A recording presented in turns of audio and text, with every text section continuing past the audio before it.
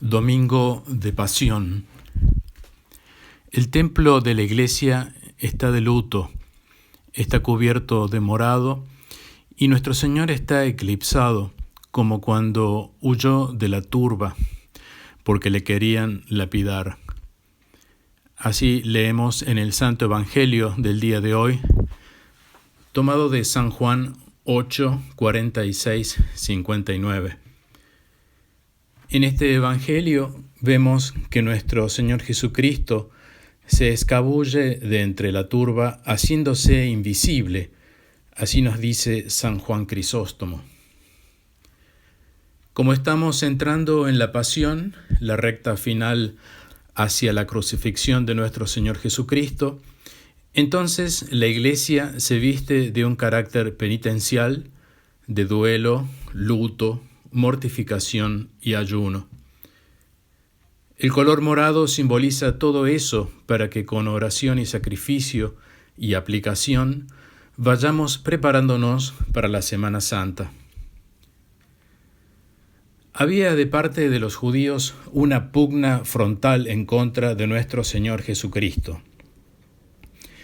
Era una turba, es decir, una muchedumbre, y no tan solo unos pocos judíos. Y el Señor les reprocha no creer en su palabra. Esta es una de las peores ofensas que se le puede hacer a un hombre de bien, no creer en sus palabras. En nuestra cultura esto es muy común. Nuestra cultura moderna, la palabra ya no vale nada. Antiguamente el hombre valía por su palabra, es decir, lo que decía correspondía a la verdad y a la realidad, y ese hombre se responsabilizaba de lo que decía y se comprometía. Eso quedó prácticamente en el olvido en nuestras sociedades hoy. No solo les reprocha a nuestro Señor no creer en sus palabras, sino que además les dice de frente: vosotros no las oís porque no sois de Dios. Por eso no oyen la palabra de Dios, porque no son de Dios.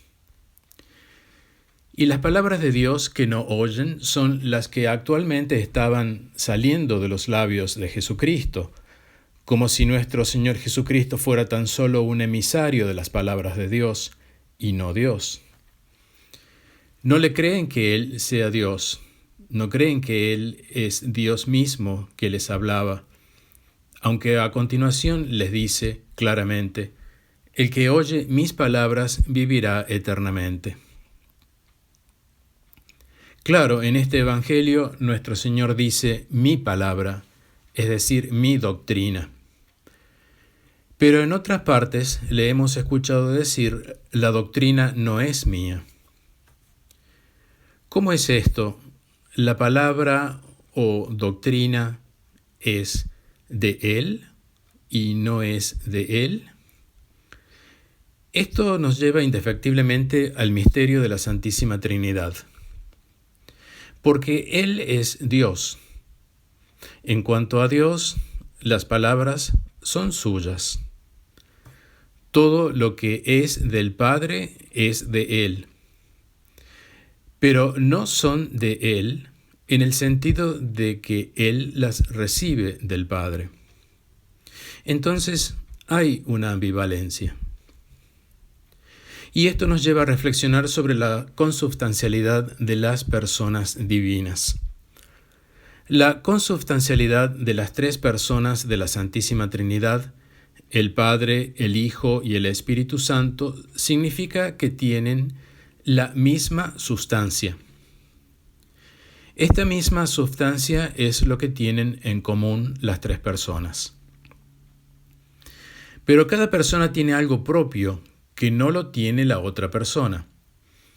Eso algo propio es distintivo de la persona, y esta distinción consiste en la referencia que cada persona tiene al origen, es decir, al origen de su propia persona. Cada persona de la Santísima Trinidad tiene algo propio distintivo según su origen. Su algo propio la distingue de las demás personas. Las personas se distinguen por su relación con el origen. Así, el Padre es ingénito en su origen. El Hijo es engendrado en su origen. Su relación con el origen es la relación que tiene con el Padre. Es la relación de ser engendrado por el Padre. En cambio, el Espíritu Santo es producido por el amor del Padre y del Hijo. Su relación con el origen es hacia el Padre y hacia el Hijo. Pero a pesar de estas diferencias de origen, la sustancia de cada persona es la misma. Esto no se puede entender con nuestra pobre mente porque es un misterio. No obstante, es la explicación teológica que se da y es lo más cercano que se puede llegar a decir de estas cosas. Entonces, el modo de poseer esa misma sustancia o divinidad no es el mismo para cada persona en particular. No es lo mismo poseer la sustancia divina como Padre, que como Hijo, que como Espíritu Santo. Como Padre, el Padre la posee como fuente. La sustancia divina poseída por el Padre es fuente de toda la divinidad. Él es ingénito, no engendrado. Él engendra. Como Hijo, el Hijo posee la sustancia divina como engendrado. Recibe todo del Padre.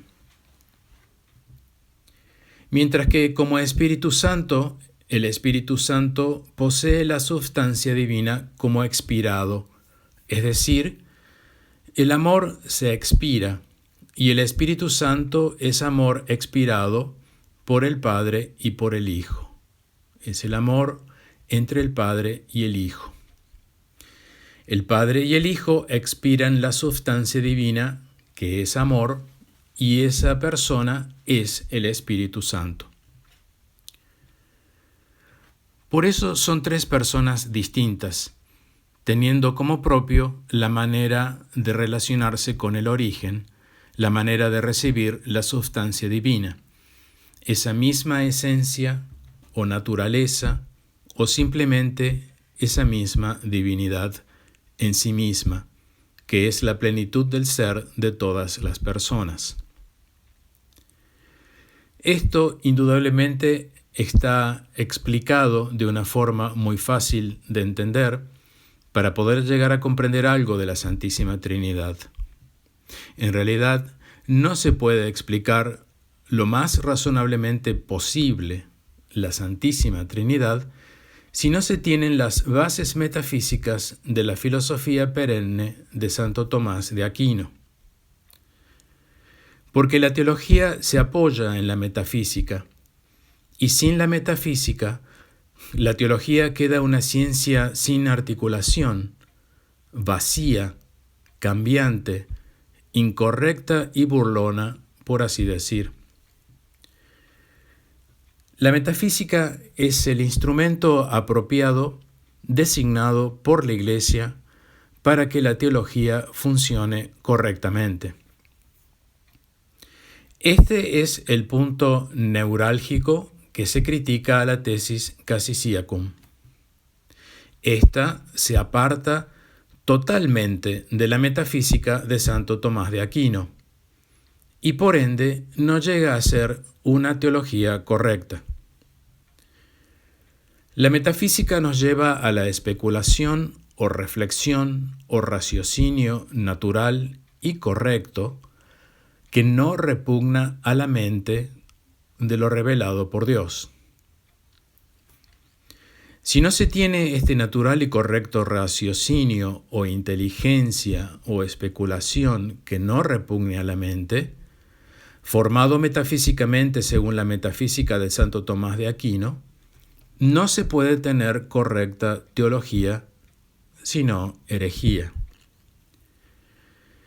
El misterio de la Santísima Trinidad debería ser el tema superabundantemente predicado por la Santa Iglesia Católica, y sin embargo no lo es.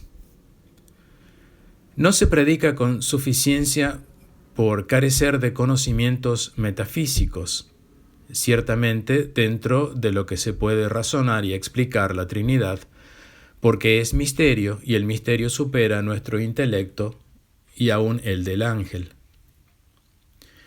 No obstante, como nuestra fe es teologal, como viene de Dios y se relaciona con Dios, necesitamos reflexionar sobre ella para no tener una fe desarticulada sin su correcto entendimiento.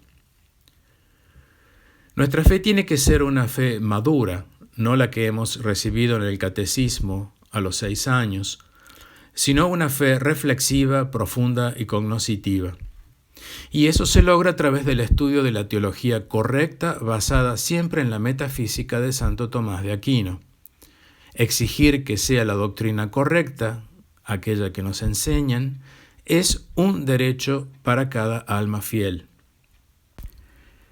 Si se habla de substancia, la substancia es un concepto filosófico. La substancia está formada por la materia y la forma, y jamás pueden separarse.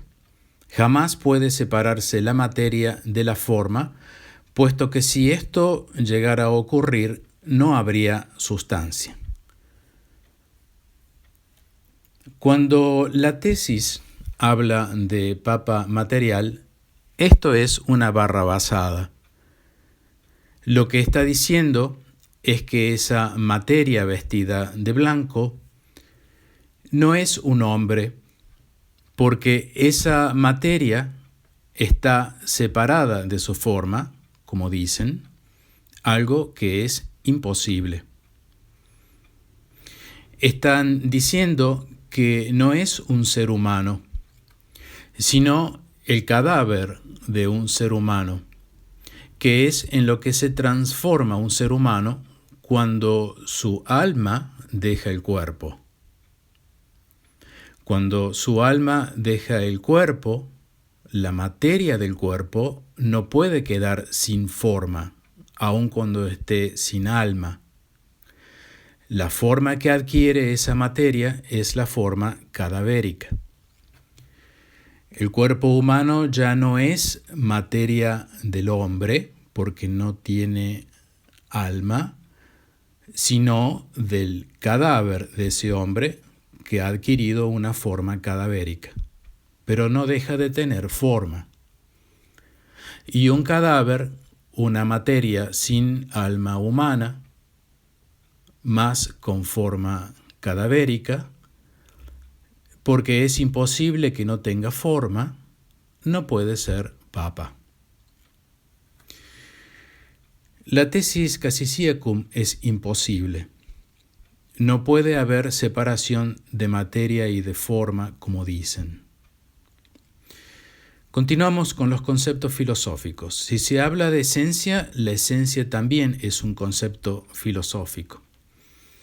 Si se habla de persona, persona también es un concepto filosófico que la teología toma de la filosofía perenne de Santo Tomás de Aquino, para poder ahondar, reflexionar y concluir racionalmente las verdades contenidas en la revelación de Dios. Esto es precisamente lo que no hace la tesis. No puede concluir correctamente. Es un aborto. No puede terminar en teología, sino en herejía, así como todas las herejías han partido de una filosofía perversa. Pues bien, nuestro Señor dice entonces, en verdad os digo, si alguien guardare mis palabras, no morirá para siempre. Mis palabras, dice el Señor. Primero había dicho a la turba, si os digo la verdad, ¿por qué no me creéis? El que es de Dios oye las palabras de Dios.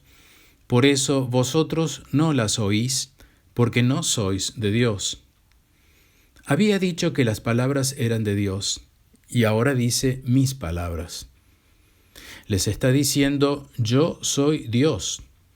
Y los judíos muy claramente entendieron esto. Tan claramente que terminarían tirándole piedras si lo hubieran visto, pero como se hizo invisible, no lo hicieron. Y peor aún, vuelven a machacarle y le dicen, samaritano y endemoniado.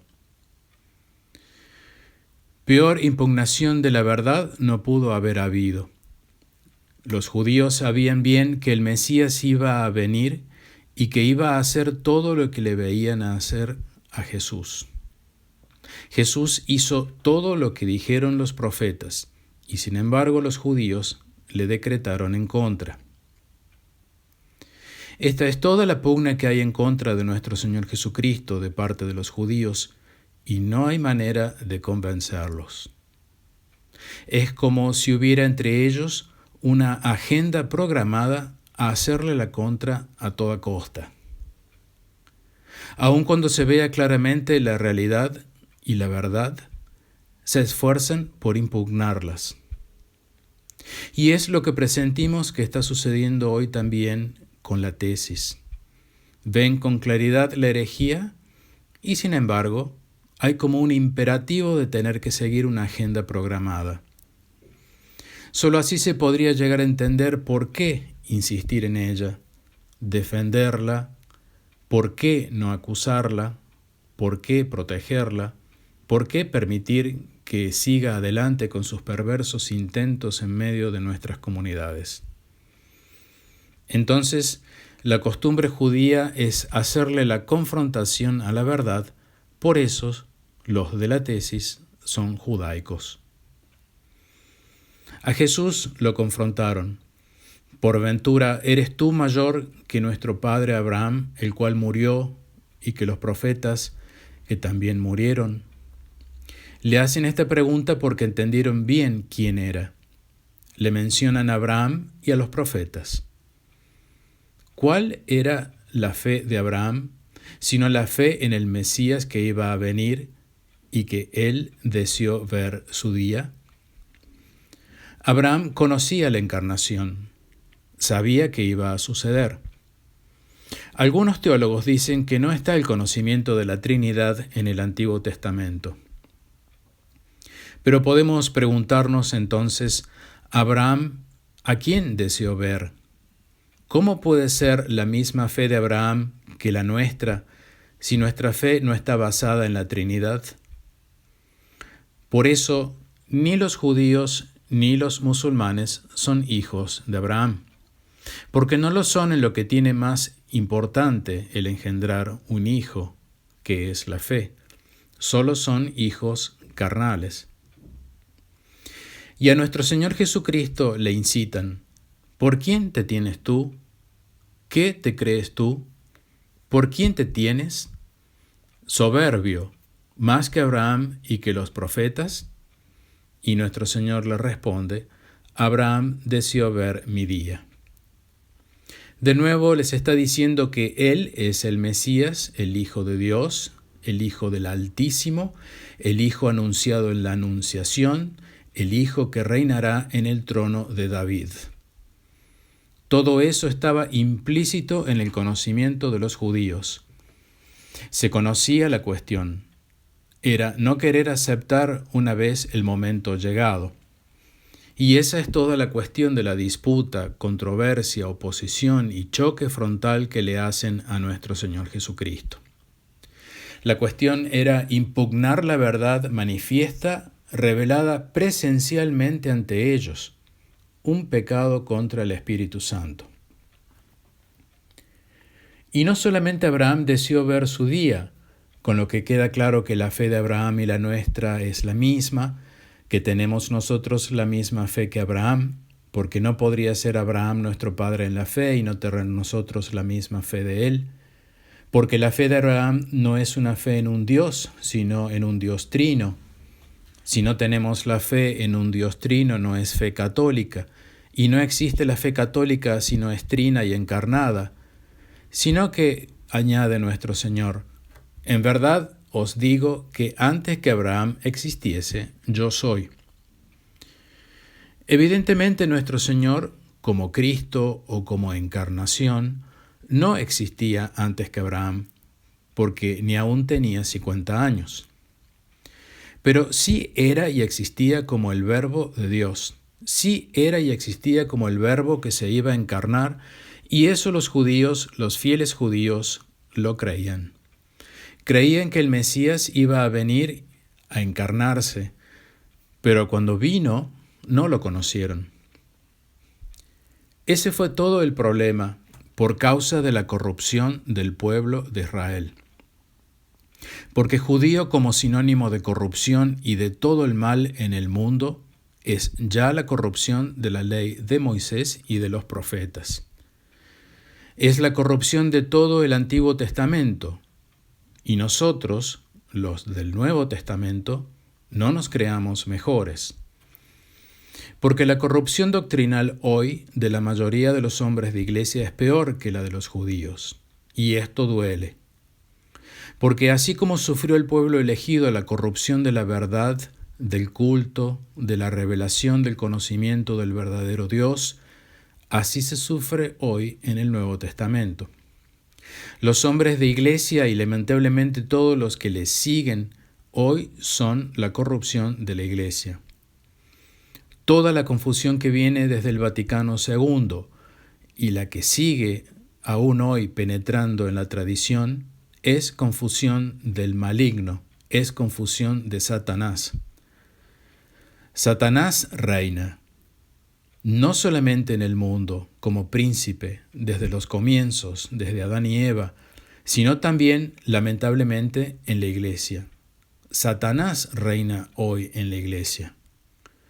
No nos asombremos de los judíos porque estamos peor que ellos. Estamos negando a Cristo y crucificándolo en su cuerpo místico. Por eso estamos en la pasión de ese cuerpo místico. Entramos ya en la pasión de la iglesia. En este mare magnum de apostasía, porque esto es una apostasía pura y dura.